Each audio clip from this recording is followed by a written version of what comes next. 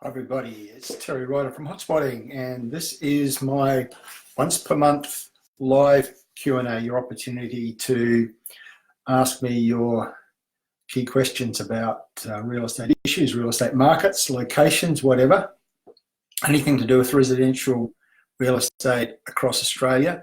Just key questions into the comments panel that you should see in front of you. I'll do my best to give you some meaningful answers. So as usual, while I'm waiting for some questions to come through, incidentally, normally I do this on a Wednesday night. This week I can't. I've got other things happening on Wednesday evening, and next week I'm interstate. The following week I'm interstate. So had to find a date where I had a free evening early in September, and this is it. So it's on a Monday night. Can't do it tomorrow night because that's going to be hotspot of the week, always on a Tuesday night. So I hope you all were made aware through our marketing through Facebook that we had a different time for this month's live Q&A. While waiting for some questions to come through, I'm going to refer to some of the news items that are current, and this week we've seen, as we always do at the start of each month, the publication of the latest price data from CoreLogic, their home value index. We also have some figures here, the latest figures from SQM Research, which is another source of good information on what's happening with prices in the major markets of Australia. And I'll touch on this as we go along whenever there's a pause in the questions, perhaps over the next hour or so. But the figures from CoreLogic indicate that we're now starting to see prices both for houses and for apartments. Generally speaking, these are generalised figures, but we're seeing them rising again in Sydney and Melbourne, according to these figures. Also in Brisbane, Hobart and Canberra. So those 5 cities had increases in the month of August in terms of the home value index. That's published by CoreLogic. And for apartments, Sydney, Melbourne, Brisbane, Adelaide had monthly increases.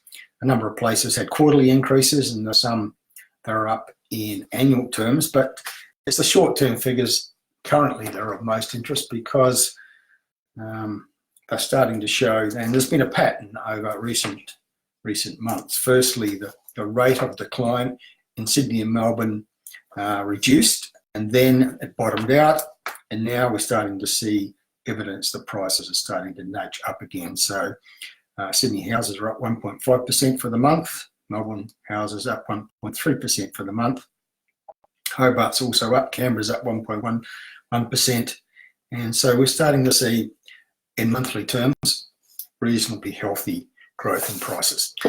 We'll go back to those figures and other figures relating to prices and rentals and a few other issues as we get an opportunity as we go through this live Q&A session.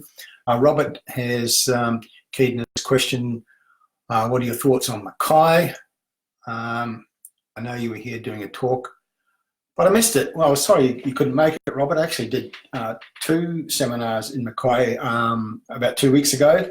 One was a business breakfast, and the other one was an evening seminar for, I guess what you could say, mum and dad consumers. They both were well attended. They were both really great events, well organised, good involvement from the audiences. I really enjoyed those 2 events in Mackay, and I was very happy to be in Mackay. I always love being in regional Australia because I think it's unreasonably overlooked, in fact almost totally overlooked by our mainstream media. The big newspapers and ABC, television and radio, they're totally obsessed with the biggest cities. They never even talk about the smaller capital cities, much less important regional centres like Mackay. Mackay is a growth market, Robert. It's showing all the evidence of a market on the rise. Vacancies a couple of years ago were very high. Now they're very tight. 1.4% is the latest figure for vacancies. That means a very tight rental market. We're starting to see rents rise strongly. We're starting to see prospective tenants competing for available tenancies. There's anecdotal evidence of tenants offering more than the asking rent to secure properties, those sorts of things. And as a result of all that, sales activity has picked up and prices are also rising. And it's all on the back of a strong local economy, which is starting to rise for various reasons, including the fact that Mackay has recently secured the Qantas Pilot Training Academy, which apparently is going to create 2,000 to 3,000 new jobs in Mackay. So things like that are happening in the Mackay economy, and that's helping to drive the property market in that important central Queensland regional city. Robert's saying, my friends are renting houses, Moranbah. Sorry, Robert, you've this comment that you've just put in addition to your original question about Mackay refers to Moranbah, which is I guess you could call it the coal mining town, not too far from Mackay in central Queensland. And you're referring to the fact that once upon a time, houses were typically rented for $1,500 a week, and median house price was $750,000 at one point a few years ago, and more recently it dropped as low as $150,000, and now it's starting to rise again quite strongly. It's now up above $200,000, but a long way to go before it reaches those former peak levels from the former resources boom, and rents during that boom were $1,500 a week, and now you're saying about $450 a week. Do I think it'll go back to $1,500 a week is your question, Robert. My answer is no, and I don't think prices are going to go back to those levels either. And the reason is that the whole scenario has changed. The reason why we had those incredibly high prices and incredibly high rentals in places like Moranbah is when we had the mining boom happening and really big projects were happening in the neighbourhood of Moranbah, the workers in those projects were staying and renting houses in places like Moranbah, but the mining companies decided they were sick of paying those high prices and high rentals, and so they decided on a different model. They started building accommodation camps, temporary mining villages, and started to use the fly-in, fly-out method. So the workers were being found in Brisbane or Mackay or Townsville and other places. They were flown in for their shifts, staying at the mining village that had been built by the mining company while they're doing their shifts, and then flying home. And they were no longer renting houses in places like Moranbah. So that's why the market in Moranbah just dropped dramatically. Massive decline in rentals, massive decline in prices, big vacancies opened up. That market is now recovering, but it's not likely to go back to those former peak levels because of this new norm in the mining industry, where people working in the mines are no longer renting local houses and towns nearby, are staying in the miners' villages built by the mining companies, and that's the new norm.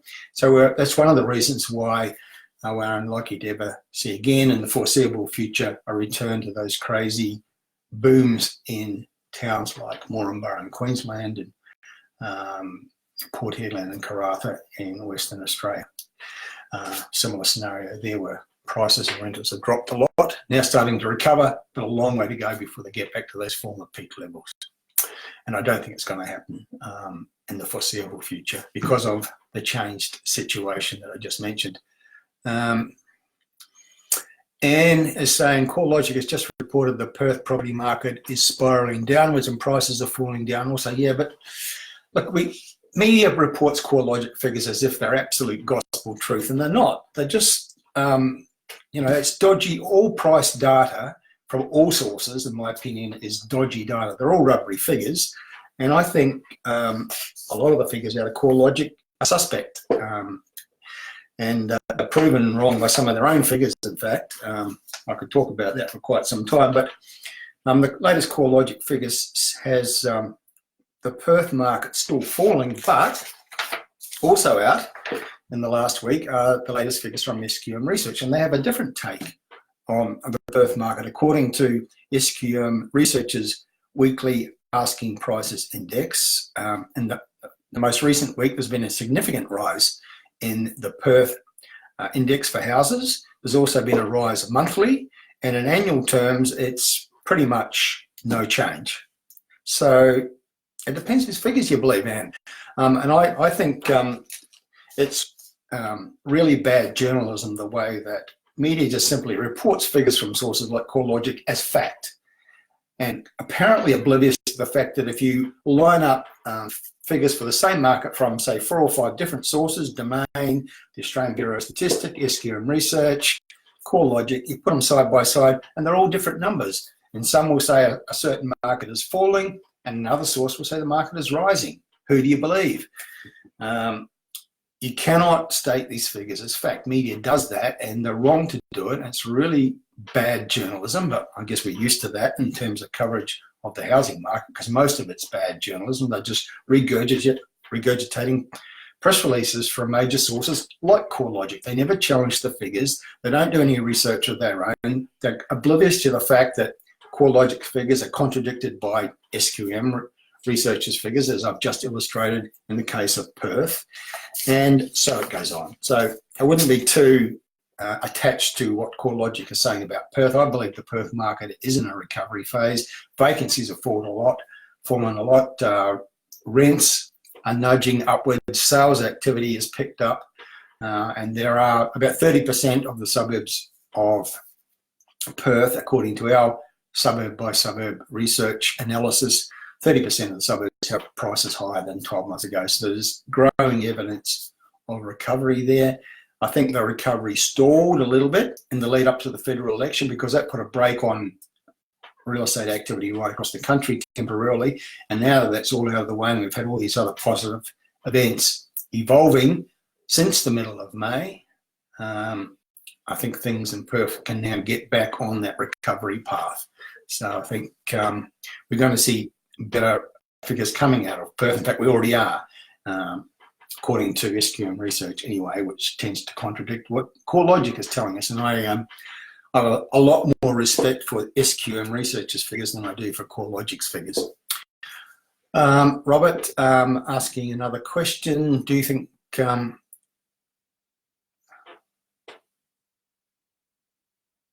sorry, Robert, I'm just not clear what you're asking there. It's a little bit garbled, that sentence.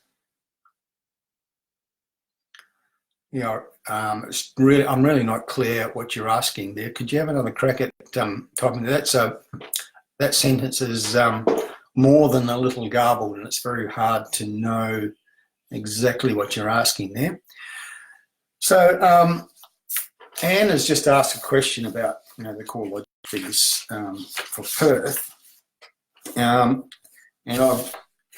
I started the broadcast by referring to their latest figures as a point of interest, but making the point that these figures are not truth. They are the world according to one research source, and if you study these figures as much as I do, you'll know that there's a lot of dodgy data published amongst these tables of figures and regurgitated by media as fact. But the figures from SQM research are different, and that's actually the norm. Here's what SQM research in its latest publication, every week it puts out its asking prices index. In Sydney, it's got Sydney up, the weekly index is up strongly, rolling monthly index is up strongly, and the annual situation, which at one point was minus 12%, is now minus 3%, so that's improved. In Melbourne, the weekly index is no change, the monthly index is up, and the annual one is minus about 3.5%. And again, it was minus 10% not so long ago, so it's improved. Brisbane's up both weekly, monthly, annual, not much, but it is up. Perth, according to this set of figures, is up in the weekly index and the monthly index, and pretty much no change in the annual one. So these figures suggest recovery in Perth.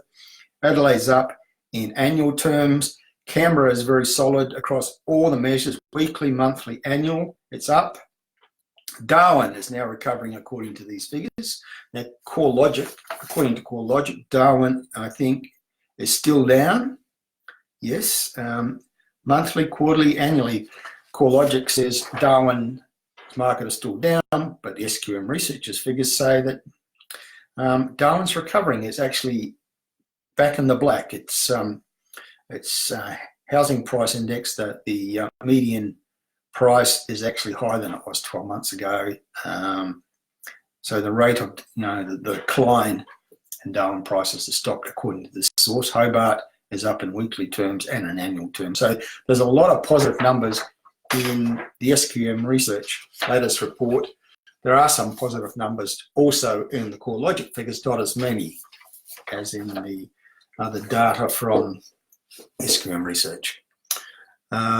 Michael, what are your thoughts on the best suburb to buy in Strathpine, Bray Park or Launton? Now, Michael's referring to northern suburbs of the Brisbane metropolitan area. They're all kind of neighbouring suburbs up in the north there in the local government area known as Moreton Bay region, Strathpine, Bray Park, Launton.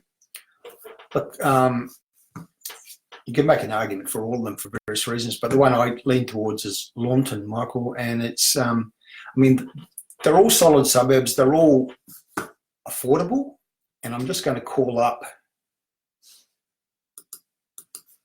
while I'm talking, the figures for Launton, because that's the one I'm, hang on a minute, just a moment, bear with me while I call up some basic data on that suburb. They're all good solid suburbs, affordable, sort of median house prices probably in the 400,000s in each case. I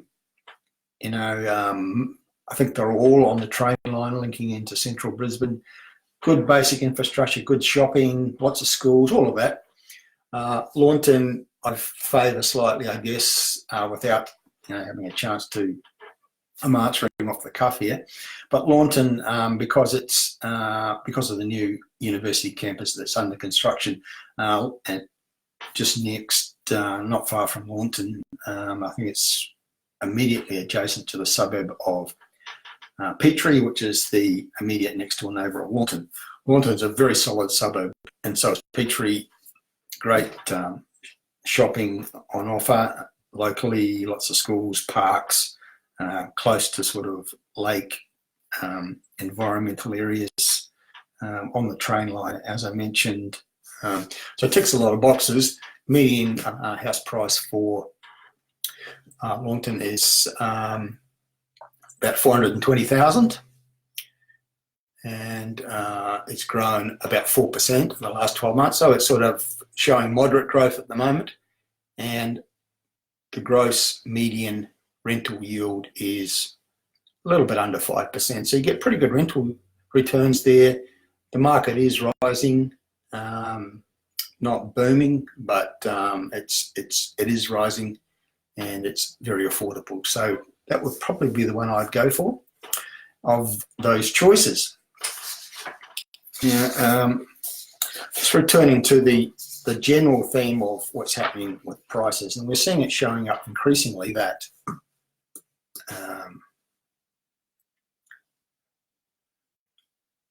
sort of median prices, the various indexes. I mean, all the research houses have different methodologies for analysing prices and coming up with their median prices or their indexes. That's one of the reasons why they all have different numbers, and why one will say market's rising and another will say market's falling, or they'll both agree that it's rising but with different figures. And when you put it all on a chart on the screen, you can see how many contradictions there are. But the general theme is recovery in the two biggest cities, Hobart continuing to rise, Canberra continuing to rise, Brisbane, places like Brisbane and Adelaide showing increasing signs of moving forward.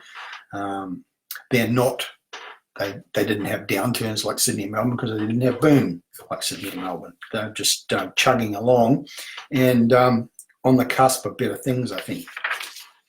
But there is an article published in the Fairfax newspapers. The Fairfax Empire includes the Sydney Morning Herald and the Age in Melbourne, the Australian Financial Review and other newspapers, saying Sydney and Melbourne house values rocket on lower rates. And what they're saying is the Reserve Bank's back-to-back interest rate cuts have supercharged the Sydney and Melbourne property markets.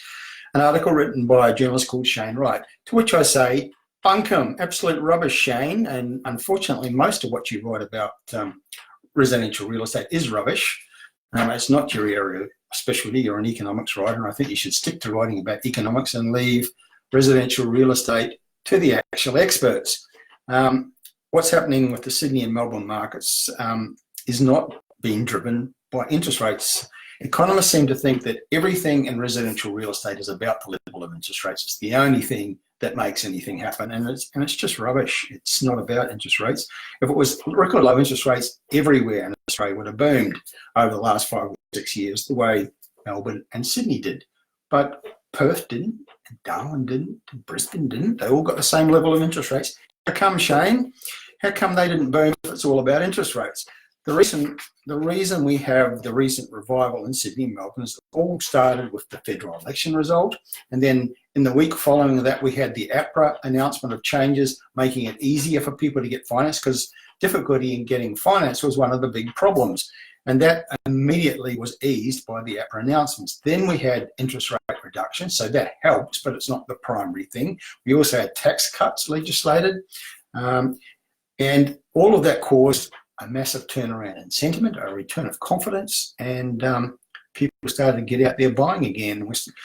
Another factor for Sydney and Melbourne is the fact there's very little supply, so we have a growing number of buyers competing for a very small supply of properties on the market for auction or by private treaty. And all of that is tending to put pressure on prices, so it stopped them falling and starting to rise up again. But to attribute it all to interest rate cuts just shows, Shane, right, how little you know about residential real estate. Sadly, a bit of a trend with you, and you're writing on that subject. I'd suggest you stay away from it, stick to writing about the economy. Hopefully you know something about that. Okay, Michael, in terms of those 3 suburbs, Strathpine, Bray Park and Launton, asking which is the most owner-occupiers out of the 3 suburbs. Off the top of my head, I don't know. I would have to go away and do a bit of research on that. I just don't, without being able to, I don't have time right now because we're doing a live broadcast to go and answer that question. I think it's actually, you would find, Michael, it'd be pretty similar across the 3. They're kind of similar suburbs. They're typical Brisbane, northern, residential suburbs with similar qualities. They're all close to one another. They all tick similar boxes, but the reason why I favour Launton is simply because it's got this new university campus being built in its midst, and that's going to generate lots of economic activity, a whole new employment node, and lots of demand for rentals in the area. Okay, Carson, what do you think of how high-ranked primary school nearby affects property price? Okay, yeah, look, Carson, there is plenty of evidence that, that's researched from time to time by various entities showing that highly ranked primary schools and highly ranked secondary schools, the school zone, the whole thing about school enrollment zones does have an impact on property prices because, in certain of our major cities, you've got to actually live in certain areas to be able to send your kids to certain highly ranked schools, and that does prompt people to move to those areas, and that puts pressure on prices. I can't give you any numbers off the top of my head, but I just know that whenever this particular subject is researched, it does tend to show that the rankings of schools can have an impact on growth in property prices.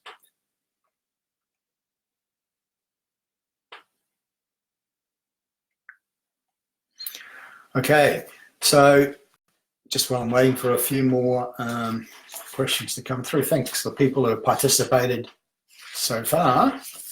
I just want to refer to another news item that emerged in the last day or so, and it comes from the comparison website Rate City. And the point it's making is that it believes, it's saying that owner-occupier interest rates starting with a 2 could become the new norm if the Reserve Bank reduces interest rates further. We already have some lenders with variable interest rates on home loans for owner-occupiers which do start in a 2. These days it's common for them to start with a 3. And I think what most people in the lending industry, whether they be bankers or mortgage brokers or others, what they say is that if your interest rate doesn't start with a 3, if it starts with a 4, you're paying too much, and you should go to your lender and ask them to give you a better interest rate. And if they won't, you should refinance. So what Rate City has done, firstly, is it's listed those lenders, and they tend to be second and third tier lenders, some of the smaller ones, that already have interest rates for owner-occupiers, variable home loan rates, starting in a 2, Homestar Finance, 2.99%, Reduce Home Loans and Mortgage Health Boast, 2.89%. These are amazingly low interest rates. I mean, as somebody who remembers, is old enough to remember the property boom of the late 80s, and this is an interesting point. In fact, I referred earlier to this article that appeared in The Age and the Sydney Morning Herald, written by Shane Wright, suggesting that Sydney and Melbourne markets are rising again because interest rates have been cut. Look, this notion that low interest rates equals property boom is rubbish. Historically, that hasn't been the case. And when you think about it, it makes perfect sense that we're more likely to have property booms in times where interest rates are rising than when interest rates are falling. That's because interest rates are very low because the economy is struggling. And the reason why Sydney and Melbourne have been strong is because they're the exception to the general rule that the national economy has been struggling. They're the 2 strongest economies in the country, and so the property markets have risen. It's all about the local economy as far as I'm concerned, not the level of interest rates. So interest rates are low and are being cut further by the Reserve Bank because it's worried about the state of the economy. And when the economy is in that state, you're less likely to have a major, genuinely national property boom. Conversely, historic history has shown that when the economy is really pumping and everyone's confident out there spending and buying real estate, that's when we're most likely to have interest rates rising. So in the late 80s, interest rates went as high as 17% on mortgages as the federal government tried to dampen down this runaway crazy boom in the economy and in property. In the early part of the century, 2001, 2 and 3, the last time we had a genuine nationwide property boom, interest rates on mortgages were 7 or 8% and rising. The Reserve Bank was increasing interest rates and the boom kept on going. They kept on raising interest rate and the boom kept on going. So what we've seen from history, recent history, is that we actually have national property booms in times when interest rates are high and rising, not when they're low and falling. So, yeah, but it is interesting to look at what you can now get for interest rates. It certainly doesn't hurt if you want to get in the market and interest rates are as low as they are, and they are getting lower. Amongst the big 4 banks,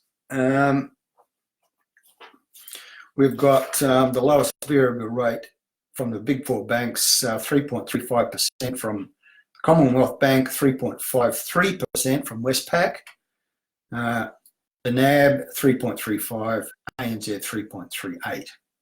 And then you've got the fixed rates were a little bit lower than that, 3.2, 3.2, 3.29, 3.28.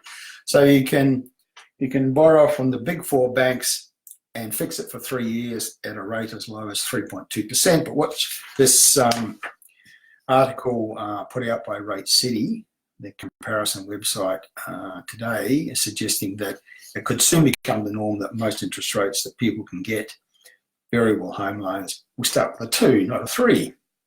And also making the point that some already have interest rates below 3%. Not the big banks, but some of the second and third tier lenders. Interesting stuff. Certainly some attractive borrowing out there. APRA's made it easier to get finance. You can actually borrow more as a result of APRA's changes. And because of the interest rate reductions recently, it's also cheaper to borrow. So all those things would tend to help real estate markets rise, but fundamentally they're not the prime mover and shaker in town. It's more about the local economy, infrastructure spending, availability of jobs, etc. Michael, is your question. People are saying that Sydney and Melbourne are going to boom shortly. You're suggesting that people who say that have rocks in their head, yields are too low, investors' borrowing capacity has not changed much. Look, I mean, generally, I think I agree with you, Michael. I don't think Sydney and Melbourne are going to boom again so shortly after they had prolonged booms that lasted 4 to 5 years. The correction phase that followed the boom, it would appear, has ended, and we're starting to see prices nudging upwards again, but we're not going to go back to double-digit annual growth in their prices anytime soon, I don't think. Just that the correction phase is over. We're now getting back to a more normal market, and prices are being a little bit boosted at the moment because listings are very low. Hopefully, as we get further into the so-called spring selling season, there will be more people putting properties on the market, and that will take a little bit of the heat out of the pressure on prices. Don't think it's so much about yields. I think investors' borrowing capacity has improved because of the APRA changes and the interest rate cuts. You can borrow more easily. You can borrow a lot cheaper, and you can borrow more. However, banks are still making it pretty bloody hard. Their criteria, particularly their scrutiny of expenses, is still very tough. I mean, Westpac recently won a major court case against ASIC. ASIC had accused Westpac of making loans it should never have made, that it had not properly scrutinised the spending of its customers that are applied for loans. It had just used a generalised formula to guesstimate spending and their ability to repay loans, and ASIC contended this was wrong. The court ruled in Westpac's favour. So what did Westpac do in response to that? It issued a new set of criteria about how it was going to assess borrowers' spending, which was even tougher than before. So go figure. They won the court case, and they reacted by making it even harder. So to a certain extent, you're right, Michael. It's still tough to get finance, but it has improved, and it's just getting easier, cheaper to get finance and to borrow more. And we're seeing increased activities in those bigger markets, partly as a result of that, but also as a result of other factors.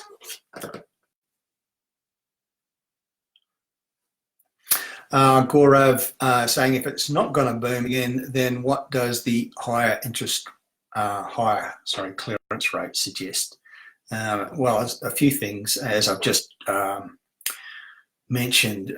Partly the higher clearance rates depict an end to the downturn in Sydney and Melbourne. And when we're talking about the clearance rates, we're talking just about the two biggest cities, and we're ignoring all the other markets around the country, which is, I think, really annoying, but that's what media does. So, but that was your question, so we'll focus on that for a moment. Clearance rates have picked up, and they're getting stronger week by week almost in Sydney and Melbourne. That's been the trend for the last couple of months. It doesn't mean the market's going to boom again. Partly it's because all those factors I mentioned before, the election result, the APRA changes, interest rate cuts, tax cuts, all these things that have turned sentiment around and brought confidence back into the market, has got people out buying again. But there's not much on the market. So that's helping to push clearance rates up. There's more buyers in the market, but there's not more properties for sale. And that means that clearance rates, if you can believe them, and that's another point that needs to be considered, there's a lot of bogus data in the clearance rate figures that are published. My rule of thumb, and this is based on research that I've done and also confirmed by research that Louis Christopher from SQM Research has done, whatever the media publishes as the clearance rate, you can usually knock 10, 12 or more % off it to get the true clearance rate, because a lot of auction results aren't reported by the agents, and they're less likely to report the ones that are failures. So the true clearance rate is always lower than the one that's published. Nevertheless, comparing apples with apples, clearance rates have improved, partly because there's more buyers, but there's very few properties on the market. So that's pushing up the clearance rates. It does indicate improvement in those markets, generally speaking, but it's not going to precipitate another price boom, I don't think, because we've so recently had price booms in those two biggest cities. It's just brought an end to the decline in prices. Lena is asking, would you recommend locking in a lower fixed interest rate for 2 years? Look, It's not my area of expertise, and it's not something that I would give people advice on because I'm not qualified. My observation is that you can make arguments for both fixing and not fixing. What's showing up in the data that's published about the loans that people are taking out, there's data published every month, and it's indicating that fewer and fewer people are fixing, and that's probably not surprising because interest rates are falling. And it's being predicted by the so-called experts that we're going to have further interest rate cuts before the end of the year, at least one. Some are predicting 2 more, which means the official interest rate is going to be something like 0.5%. And we're likely to have mortgage rates, if that happens, below 3%. So fewer and fewer people are actually fixing because why would you fix your interest rate when it looks like interest rates are going to go even lower? Of course, that's a punt that the pundits will be correct in their predictions. They're not always right. They're very often wrong. That does seem to be the trend, but there's another Reserve Bank board meeting tomorrow, and they'll announce an interest rate decision, and it's most likely to be no change because they've just cut interest rates officially a couple of times, and they probably want to wait and see what the impact of that is on the economy. And but the general, there's almost a consensus amongst the various pundits that there's going to be at least one more interest rate cut in Australia this year. So in that climate, people are less inclined to fix. But if I say, well, I can get an interest rate 3.2% fixed for 2 or 3 years, that's pretty good. And at least if I fix, I know exactly what my repayments are going to be for the next 3 years. Then, yeah, you might be inclined to do it. You can certainly make an argument either way. I recently bought a piece of real estate and I did fix, even though I thought, there's a pretty good chance that interest rate might go even lower. But I like the idea of just having that certainty of knowing. And it was fixed for 3 years. Now, right now the trend is down, but over 3 years, things can change. It could be in 2 years' time, interest rates are rising again, but I've fixed at the current low rates. So that's something to be taken into account. Okay, so this is Terry Ryder from Hotspotting, my live Q&A, which I do once a month, normally on a Wednesday evening, but I can't do it on a Wednesday this week or next week or the following week for various reasons. So hence a Monday night departure from tradition. Sorry about that if it's caught you unawares, but we did promote it pretty extensively that it was going to be on tonight. So hopefully there are plenty of people out there and are able to ask their questions if they wish to. Just to depart from the theme about prices for a moment, I think it's a bit of a mistake the media makes. The only barometers mainstream media would tend to use to tell us the health of property markets is what's happening to median prices and what's happening to auction clearance rates. And there's lots of other things that are important, like vacancy rates, for example, and also rentals. We never hear very much about rentals, and that's a shame because rentals are really important. One of the patterns that we've noted, and I know other good researchers and real estate have noticed it also, is that what tends to happen is that before a market moves into an upcycle, a boom phase, if you like, first we're going to see low vacancy rates and we're going to see rents rising. We might have 1 to 2 years where rents are rising strongly, but prices aren't doing much, and then prices start to rise. We saw that in Sydney, 2011, 12. Rents were rising, vacancies were low, prices weren't doing much, and then the price boom started. That we saw that in Hobart. Hobart has been the strongest capital city for the last couple of years on prices. That was preceded by really low vacancy rates, and they're still really low, 0.5% in Hobart.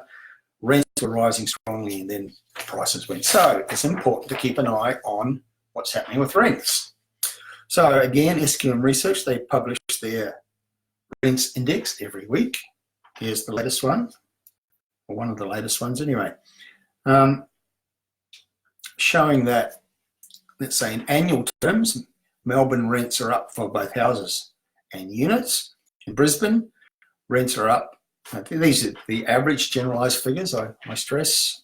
Brisbane's up for houses and for apartments. Perth, CoreLogic keeps telling us that the Perth market's still in downturn and it's still falling. Well, not in terms of rentals. That's one of the points they make. Vacancies have dropped a lot in Perth. A year ago, they were above 4%. Now they're 3% or lower, depending on whose figure you believe. And according to these figures from SQM Research, in annual terms, rents for houses and for apartments have risen in Perth. And that is correlated by data from other sources. Again, showing that there's strong statistical evidence that, Perth is moving into a recovery phase. In fact, the rental index for apartments in Perth, which previously was oversupplied, high vacancies, but not anymore, is up almost 5% in the last 12 months. Adelaide, their rental index up 4% for houses and 5% for apartments. Canberra, down a little bit for houses, but up strongly for apartments. And Hobart, which I mentioned earlier, this has been the strongest capital city market for prices, but also for rentals. And I did mention just a moment ago, I'll say it again, vacancy rate in Hobart is a rather ridiculous 0.5%. It's been like that for the last 2 or 3 years. I don't know why developers aren't stampeding towards Hobart to build new product, because clearly that market is undersupplied. And in the last 12 months, according to the figures from SQM Research, house rents are up 12.5% and apartment rents are up 6.5%. So still a very strong rental market in Hobart. And pretty much every capital city has got evidence of growth in rentals, except Sydney, which is down a little for both houses and apartments, and Darwin, which continues to be a bit of a struggle market. But 6 of the 8 capital cities have rising rentals. And that's a pretty good sign for the general health of markets and the likelihood that we might see prices rising in those various markets. And the rental market is strong. The first question I had tonight was from Robert about Mackay, the regional city in central Queensland. And the point that I made was that the first thing we saw in terms of recovery of the Mackay market was vacancies dropping from, at one point they were above 6%, and then they dropped down to 3% and kept falling. Currently they're 1.4%, and rents are very, very strong and rising there. And that has been the first step. And then what's followed on from that is prices have started to rise as well. So it's a pattern to look for. So if media and journalists who write articles in our major newspapers and other forms of media actually knew what the hell they were doing, they would be publishing a lot of rental data, because it's a precursor to prices moving. They'd also be publishing a lot of data, as we do, and we're the only ones who do it, on what's happening with sales volumes, the number of sales, because that also is a precursor to what happens with prices. We could see the downturn in Sydney coming long before media started writing about prices. The rate of price rises falling away in Sydney, and then prices starting to fall, because before all that happened, we could see the number of sales, suburb by suburb, precinct by precinct, falling away in Sydney long before it started to show up in prices. We could see it coming. The number of sales was dropping, demand, which means demand in the market was falling. But nobody monitors that except we at hotspotting.com.au. So, we were ahead of the media pack in seeing that trend, and a whole heap of others, like the rise of Hobart about 3 years ago. And I could give you a lot of examples. Okay, so just waiting for further questions to come through. Thank you, Lena, for your thank you. Now, we've talked about rentals. I think it's a very important factor. Vacancies, by the way, are low in all the capital cities except Sydney. All the capital cities are below 3% now with their vacancy rates, according to SQM Research. Generalised figures. There are exceptions within capital cities, but Sydney is the only one that's got a generalised vacancy rate above 3%. It's very low in Hobart, around 1% in Canberra and Adelaide. Melbourne's about 2%. Brisbane, that previously was quite high, is now below 3%. Perth, which a year ago was about 4%, now it's below 3%. Darwin's come down a lot, it's below 3% now. The previous boom in construction of dwellings, particularly apartments, has subsided. The dwelling approval figures have been down for some time after 2 or 3 years of record building. So as a consequence, that's fallen away. So vacancies have dropped away.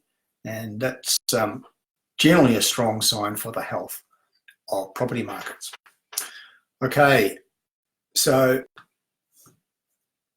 we've been going for 50 minutes. We normally go for an hour and a little bit longer, as long as there's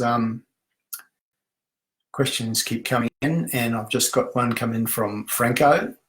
His general question is buy, hold or sell for Brisbane units. One of those very generalised questions, Franco, to which there's lots of different answers depending where in Brisbane. Brisbane's not just one great big homogenous market. There's all sorts of different situations. But if we're talking about inner city Brisbane apartments, I'll just by way of answering that question, I just want to see if I can call up some vacancy figures.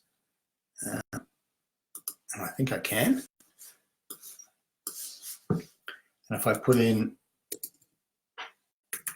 the inner Brisbane postcode, that's the CBD where there's lots of apartments.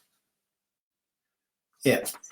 So I mentioned a moment ago, Franco, that the vacancy rate of Brisbane has come down a lot. It's now below 3%, but that's the generalised figure for the Brisbane metropolitan area. For the CBD of Brisbane, the residential vacancy rate is actually close to 5% still. It's coming down. At one point, it was almost 10%. Not so long ago. Now it's down to, 4.7% according to SQM Research. So it's trending in the right direction, but it's still a little bit high. The problem in the Brisbane apartment market has primarily been the inner city, the CBD, Fortitude Valley right on the fringe of the CBD, South Brisbane, Kangaroo Point, Wollongabba, those sorts of markets. Have all had high vacancies, 5, 6, 7% or more. And it's been a bad place to own apartments. If you already own one, Franco, and you've held on to this point, I don't think I would be selling now because all the indications are a trend towards improvement. They're not the building approval data has fallen away. Vacancies are coming down quite steadily. They've still got a way to go, but they're heading in the right direction. So, yeah. In terms of pricing, let me just, again, generalised figures, but sometimes we can learn things from it. Brisbane City, what's happening with prices in Brisbane City? The median unit price for the central Brisbane is $490,000. In the last 12 months, it's pretty much no change, which is an improvement. Again, most of the statistics would tend to show improvement in inner city Brisbane apartments gradually. Still got a way to go. But 12-month rate, really no change in the last 12 months, whereas if we looked at 6 months ago or 12 months ago, it would have been quite a strong minus figure in terms of prices trending in the wrong direction. So that's kind of starting to come to a halt. We might just look at another suburb like South Brisbane, which is immediately across the river from the Brisbane CBD. Median prices dropped about 3% in the last 12 months, but in the last quarter it's risen 4%. So a bit of a contradiction there. But again, it's another indication that just lately the trends are starting to head in the right direction. So if I was an investor thinking about buying an investment property somewhere in Australia, I certainly wouldn't be picking inner city Brisbane apartments as my first choice. There are lots of better things to buy, I think, than Brisbane inner city apartments. If I currently owned an apartment in this market, I would be hanging on to it, having got through the worst of the downturn. We're now starting to see some light at the end of that particular tunnel, so I'd be hanging on for when the prospect of things are continuing to improve. If you're current owner, Franco, I don't think now's the time to sell. Be a bit more patient. If you're thinking of becoming a buyer as an investor, there's better things to buy in better locations than Brisbane inner city apartments, I would suggest. Okay, Franco, Bowen Hills. All right, okay. I shall have a look at Bowen Hills, which, yeah, I'm not sure those numbers are particularly attractive. No. See, they built Bowen Hills as a place where in recent years there's been, a lot of new development in that market, just on the fringe of the CBD. And as often is the case, developers just go a little bit crazy, they go overboard. They kind of seem oblivious to the fact that what they're doing, building a new high-rise apartment building, has been replicated by dozens of other people who's doing exactly the same thing, and suddenly you have an oversupply. Vacancies in that postcode right now are 4%. They were 8% a couple of years ago. They've sort of fluctuated a bit, but gradually the trend is towards improvement. It's still 4%, so still a little bit high. The median price in Bowen Hills at the moment for apartments is $365,000, and that's a decline of 15% in the last 12 months. Now, the average annual growth rate, that's always quite instructional, and sometimes you look at the 10-year growth average for apartment markets, like Surfers Paradise is a great example, or a really bad example, depending on how you want to look at it. But the median price for a Surfers Paradise apartment today is lower than it was 10 years ago. So it's a minus growth figure over 10 years. It's the same for Bowen Hills, according to this data, which is actually CoreLogic data. Down 15% in the last 12 months, and over 10 years, the growth figure is a minus figure, minus 1.2% per year. So that market has been a poor performer and continues to be a poor performer, and it's been caused by, as is often the case, oversupply. Too many apartments have been built in that market. Len is asking hold in Dakabin. Dakabin is another one of those northern Brisbane. Just a moment, I'm going to call up Dakabin, give you some recent numbers, Len. But it's one of those northern suburbs. We had a question earlier about a choice between Braid Park and Strathpine and Launton. And Dakabin sort of up there a little bit further north than those places, but it's still in the same local government area, Moreton Bay region. Similar suburb, it's on the transport spine. Median house prices somewhere in the 400,000s. Market's chugging along all right, without doing anything dramatic.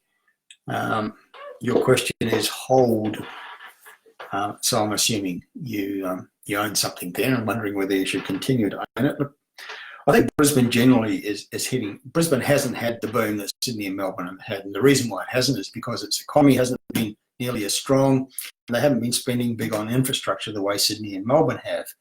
That's changing. The Queensland economy is strengthening. Infrastructure spending is rising. The population data is favouring southeast Queensland, particularly Brisbane, more strongly than before. So there are reasons to believe that Brisbane will at last have an upcycle that it's been threatening to have for a few years, but hasn't yet had. And those northern suburbs, Dackerman's very close to North Lakes. There's lots of great retail there, lots of amenity, ticks quite a few boxes. So, I mean, I don't see any particular reason to, it's all depends on your personal circumstances. But beyond that, if I had a piece of real estate in Dackerman, I wouldn't see any particular reason to sell at this time. I would be wanting to hang on, and if selling in sometime in the near future was part of my plan, I'd want to just see how things looked over the next 12 months, because I would be expecting some improvement.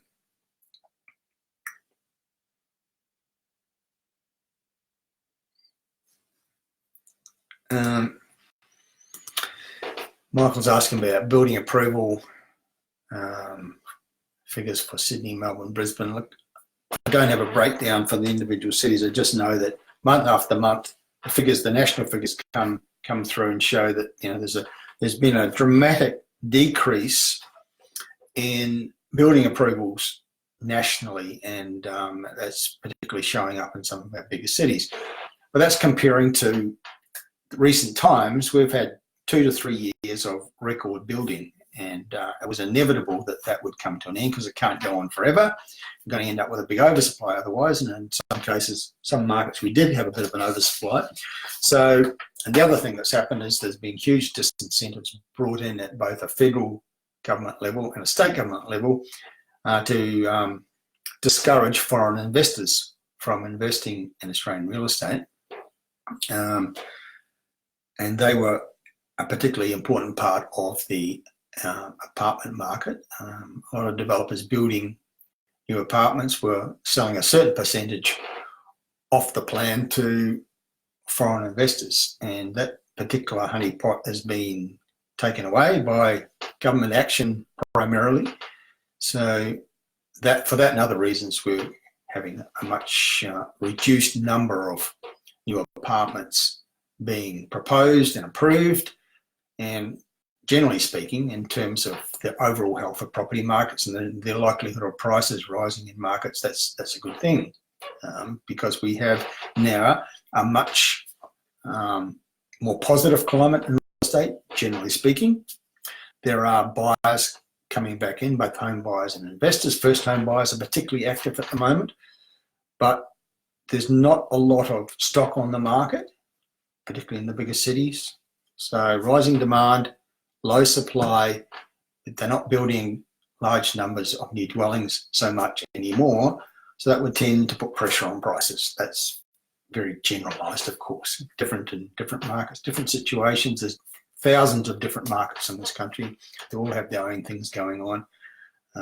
Always dangerous to generalise, but this situation would tend to put pressure on prices to rise to some extent. Franco.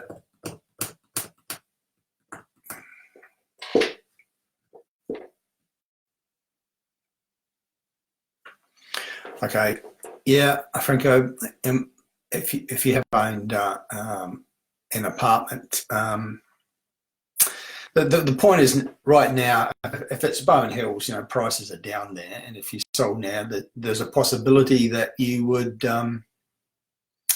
you take a loss, but it's only a loss if you sell. If it's not hurting you to own it, if you've got it rented out and you're getting a reasonable rental return, it's paying its own way, then I wouldn't be selling. Just hold on for better times, which at some point will no doubt come along. As I'll say it again, it's only a loss if you sell. So I wouldn't be doing it now. Scott, I hear a lot about median price stats being used at the suburb level. At times, how misleading this data can be. Yeah, you're saying it may simply reflect a change in the mix of properties being sold at the time.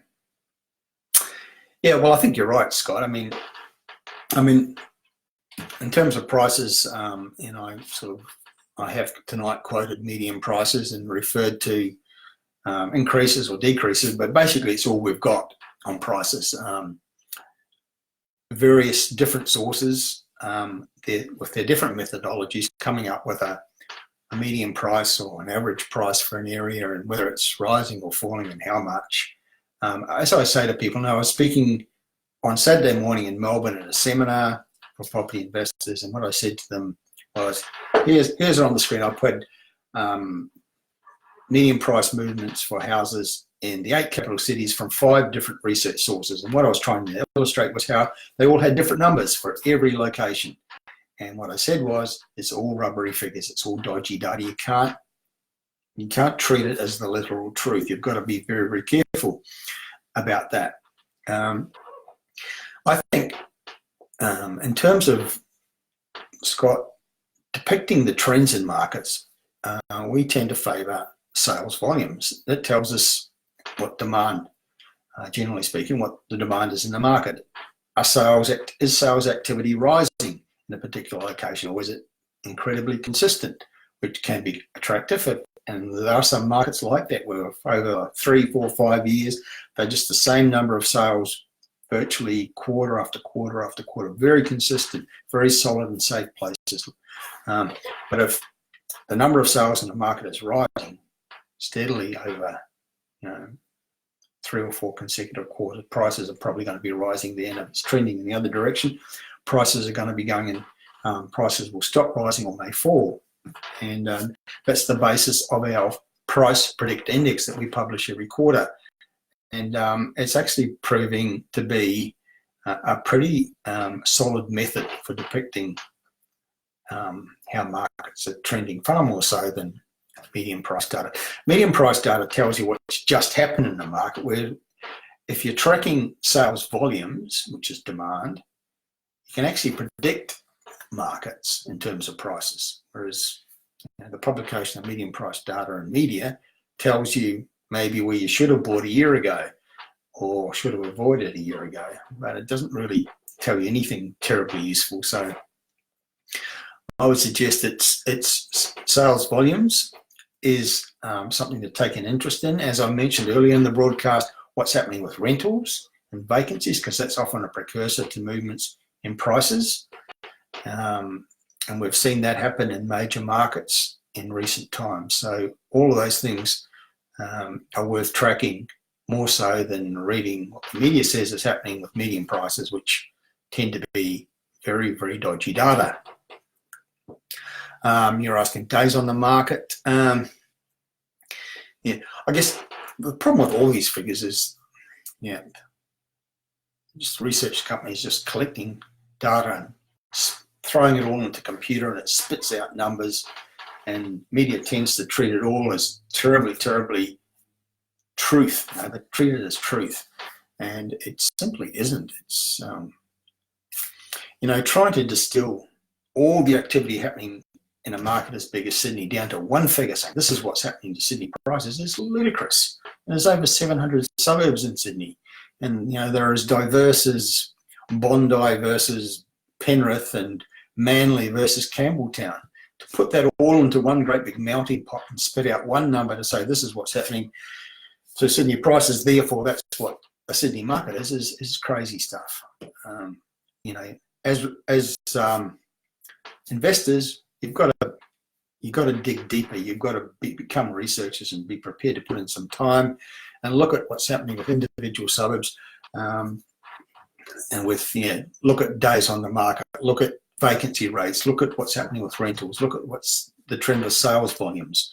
All of those things can start to give you an idea of what the trend is in a particular market. But there's no easy number encapsulated by a single figure, because it's garbage in, garbage out to a certain degree, and it's kind of dangerous. Quite often, talking to people at the coalface is the best thing you can do.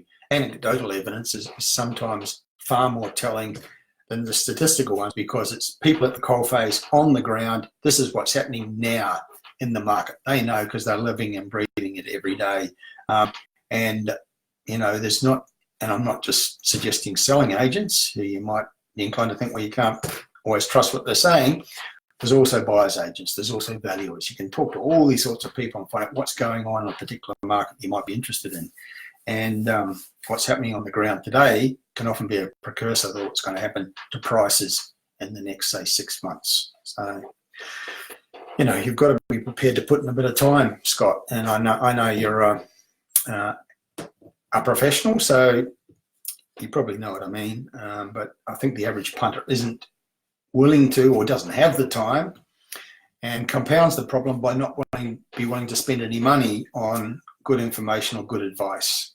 And so far too many people are out there unwilling to put in time, unwilling to put in money, so they go out there and make a decision based on ignorance, and often it's a bad decision. Hank, could you please comment on the online data providers who are totally off the mark and the supposed valuation ranges they publish? Well, Hank, if you're referring to, like, there's various apps you can get. I know ANZ Bank for a long time was running television ads saying about, they got this wonderful app, and whatever house you're looking at, you can look it up and it'll tell you what it's worth. That's absolute rubbish. Firstly, if you looked at the information in the television ad, you'll see there was a price range, and sometimes from the lowest to the highest was 150,000. How does that help you? It doesn't tell you what it's worth at all. It just gives you this nebulous big price range, which is completely worthless. Those computer generated apps are really just of no use to consumers at all, very misleading. I'll give you an illustration of what I mean. There's one property that I own, and for various reasons, so over the last 18 months, refinancing, going for loans, and the lender that's going to lend for a particular purpose wants to look at the various assets that you have. So this piece of real estate, which is Queensland, has been assessed by a lender 5 times in the last 18 months. And they've all used sort of what you call a desktop valuation. They haven't gone and got a proper valuation done by a real valuer. They've just used some app, that's provided online, and I've come up with 5 vastly different answers for the same property, and the range from the lowest to the highest was huge. Now, they can't all be right, and the chances are they're all wrong, every single one of them. But it just illustrated how rubbery those figures are, and you can't rely on them. If you're thinking of buying something, there is no shortcut. You've got to get a proper valuation done by an independent valuer, not a real estate agent's estimate, but a registered valuer to go out and actually physically inspect it, and then look at sales evidence and give you a valuation for which you might pay, I don't know, $400, $500, $600, and tell you what the market value of that property is. If you're not willing to spend that money, you're risking ending up making a spending decision or a selling decision that's wrong, and for the wrong price, and it could be could cost you a lot more than the $500 or $600 you might have spent on the valuation. I don't think there's any shortcut for that. Or if you're buying, you might use a really good buyer's agent who can use their market knowledge because they know the markets they're operating in. They should be able to give you a pretty accurate estimate of what something is worth in the market from their experience and knowledge and looking at sales evidence. But certainly online data providers, I would be very, very cautious about relying on them for anything, because the nature of what they do, they cannot possibly be accurate. Okay, so 8:41 in the eastern states. We've been going an hour and 10 minutes.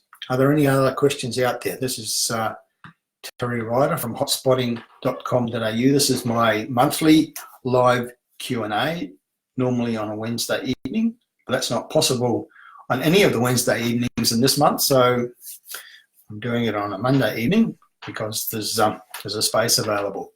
So if you've got any questions, this is your opportunity. I won't be doing it again until this time in October, so ask now or miss out.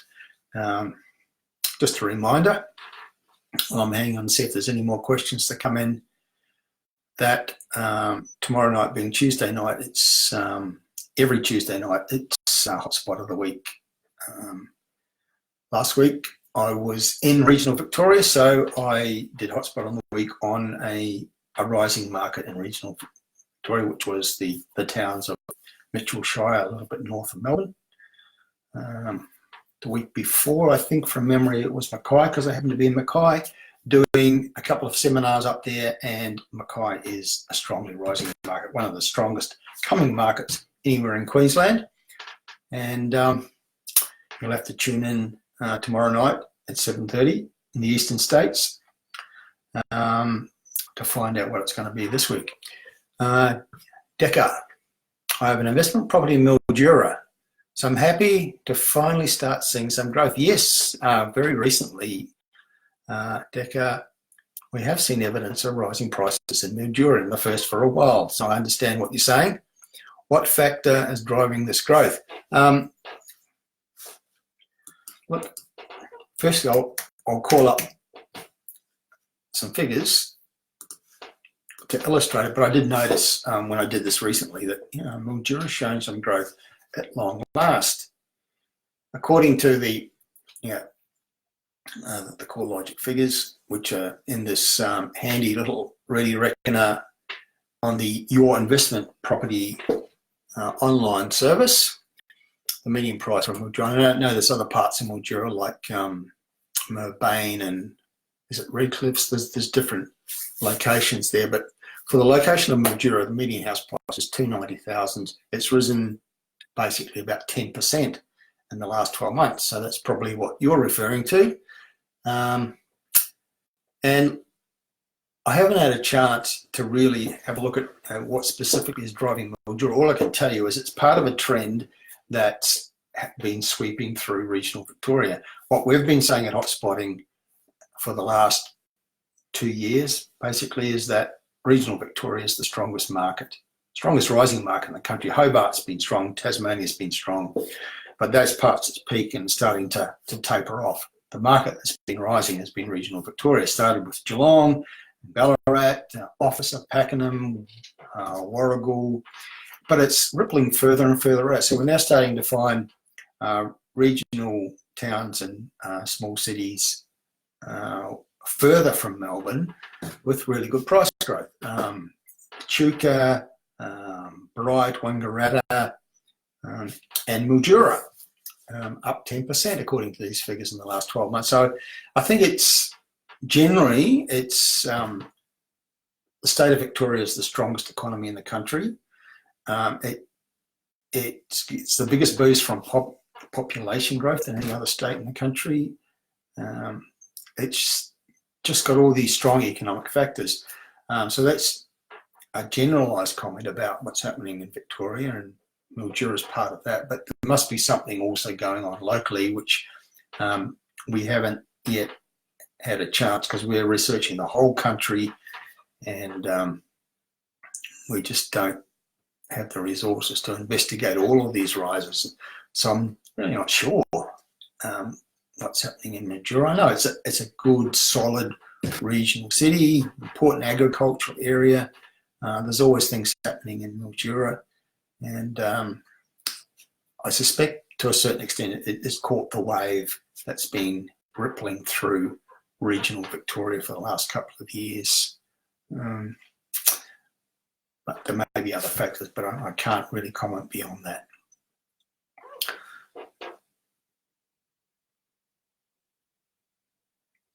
Okay, Michael, your question was about, I guess you're referring to my earlier comment that according to the SQM research figures, Melbourne rents are up a little for houses and a little bit more for units. You're asking where. Excuse me a minute. Rather unhelpfully, the phone was ringing. And I can tell you that at this time of night, given that this is an office number, it's almost certainly a call centre from somewhere overseas. So no great drama there. Yeah, well, I just can't give you an answer to that, Michael, off the top of my head, exactly, the different locations where rents have grown the most. what I can tell you is that in most parts of Melbourne, we've sort of been analysing different pressures. We tend to look at things in terms of local government areas, and we always look at vacancy rates and what's happening with rentals. And there's lots of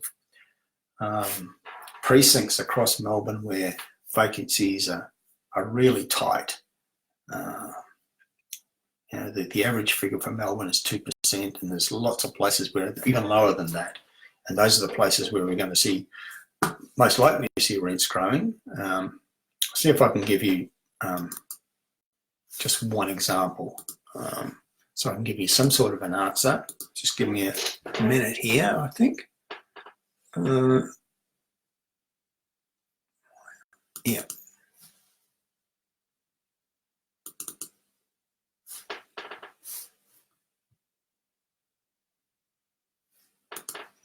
Okay, now I'm just looking at, Michael, I'm just looking at our report on the moorland local government area in Melbourne. Now this includes suburbs like Brunswick, Brunswick East and West, Coburg, Coburg North, then heading on, Fawkner, Glenroy, Pascoe Vale, etc.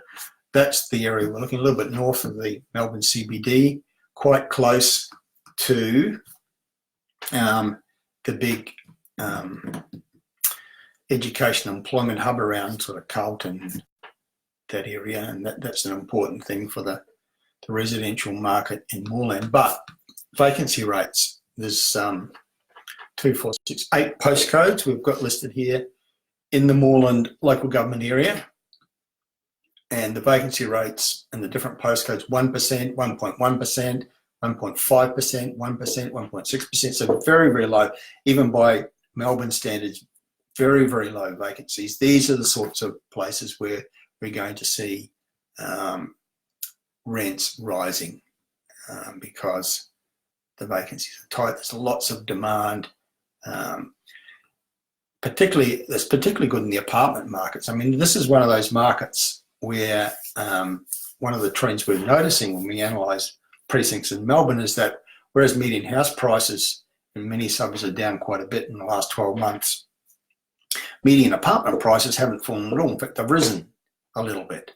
And this is one of those precincts that are like that. So I think, there's a growing component of attached product units and townhouses in markets like moorland, suburbs like Coburg and Brunswick. Lots of demand. The apartments are more affordable than the houses. Good tenancy demand. Yields are pretty good by Melbourne standards. Some of these suburbs, median yields for apartments, sort of 4.5%. Melbourne standards, that's pretty good. Median price is still rising. Vacancy is very low. This is an example of a market where you're going to see rents rising at the moment. So I can't give you a comprehensive analysis of the best growth areas for Melbourne rents at the moment, because that's just not something we've done recently. But moorlands are an example of one location, one precinct of Melbourne where rents are rising pretty solidly because vacancies are so low and demand so good, and it's close to big generators of rental demand like the universities and the hospitals precinct, not far from there. Okay, I think we might be at a point where you can call it or not. We've had lots of questions. Thank you everyone who's given us your comments, your thoughts and your thank yous. We've been going for an hour and 20 minutes and my throat's starting to ache from all the talking that I've been doing. So I'm probably going to call it a night. It's been a particularly good session. There's been quite a wide range of questions about not just locations, but about issues impacting real estate and general trends in the market. The questions about location have been quite geographically wide-ranging, which is always great. So thanks everyone for your participation, for your questions and your comments, and as I said, your thank yous. Tomorrow night, being Tuesday night, will be Hotspot of the Week. That's 7:30 on the eastern states, 5:30 Western Australia, and somewhere in the middle of that, in the centre of Australia. So tune in for that. And if you want further information about any of the locations that we've talked about tonight, there's a high likelihood that you can get a report about it on the hotspotting website, or perhaps one of our top 5 hotspots reports. Might give you some useful clues of good places to buy, and against the background of sentiment rising and markets generally looking to improve. Okay, that's it for now. We'll do it again in about a month's time, and probably we'll be back again on a Wednesday night when we do. Thanks for your participation. Bye for now.